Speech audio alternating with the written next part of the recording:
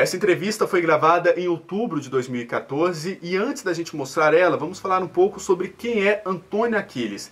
Ele é jornalista, atua hoje principalmente na área de estratégias de comunicação, prestando consultoria e teve um papel muito importante na formulação das diretrizes de atuação da Empresa Brasil de Comunicação, a EBC, que é responsável pela gestão da TV Brasil, emissora pública brasileira.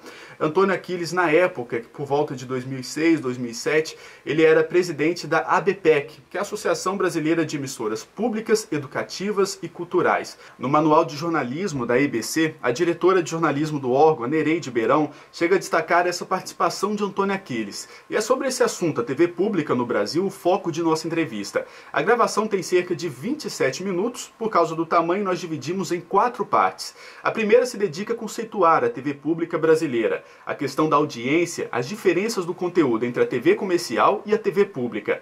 A segunda parte é dedicada aos desafios da TV pública no país e a questão da independência. Já a terceira fala sobre a perspectiva de Antônio Aquiles sobre a atuação do Conselho Curador da EBC.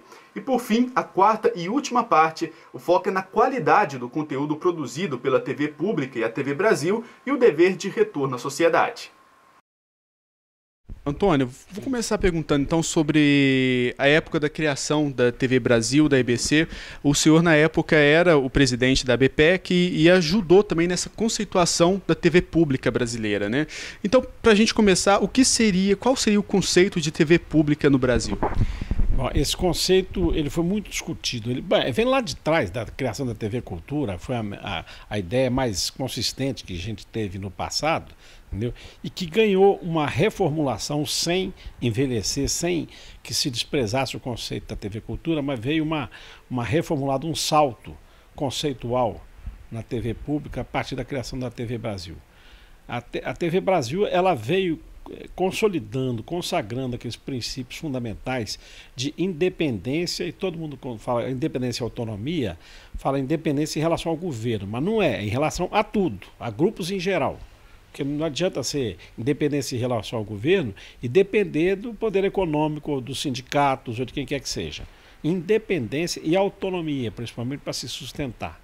Esses e outros conceitos estão nessa legislação que nós discutimos dentro da ABPEC e que compuseram a legislação que criou a EBC. Todos os artigos de criação da EBC foram discutidos antes dentro da ABPEC. Até aproveitando sobre essa questão da legislação, em um dos artigos que o senhor chegou a escrever, o senhor chegou a falar sobre a questão da necessidade da regulação de algumas leis, como por exemplo a de 67 das emissoras educativas, que limitava a transmissão, por exemplo, de debates, programação educativa e também a questão da limitação de doações.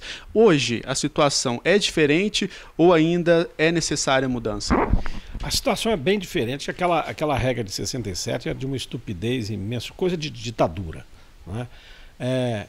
Foi melhorando até por força da prática e tal. E a lei da EBC, ela consolidou alguns princípios que são aplicáveis às outras emissoras enquanto não vier uma legislação generalizante dessas regras, né? Hoje, se você procurar, ninguém fez isso ainda, mas se alguém procurar justiça para tratar desse assunto, ela vai se basear na lei da EBC para aplicar para as outras emissoras, para outras questões que forem colocadas, entendeu? Então evoluiu muito nesse sentido. Agora o que falta de fundamental aí é que o seguinte, a EBC, por exemplo, é a televisão das mais bem conceituadas do mundo. Agora, precisa dar o passo da prática, de sair daquele conceito escrito e fazer a prática da televisão pública que está conceituada na lei e nos documentos de estruturação da emissora. Você acha que falta ousadia?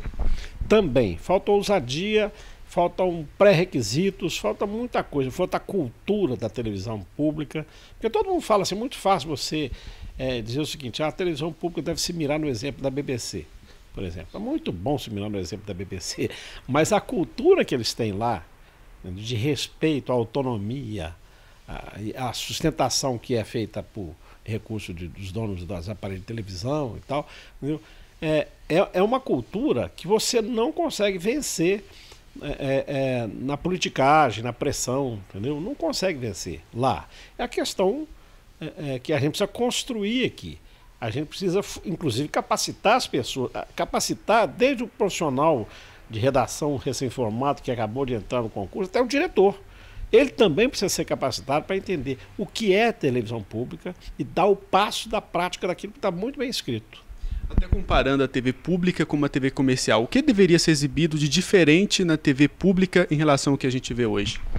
Olha, a TV comercial, como ela visa lucro, ela busca o drama, a emoção, ela busca o instinto, né? Ela trabalha muito com o instinto, inclusive o instinto de sobrevivência, o instinto sexual, essas coisas que é muito próprio para os irracionais, para os animais irracionais.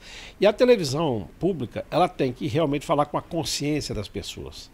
Então ela se dirige ao cidadão e não ao consumidor, que é ao contrário da TV privada.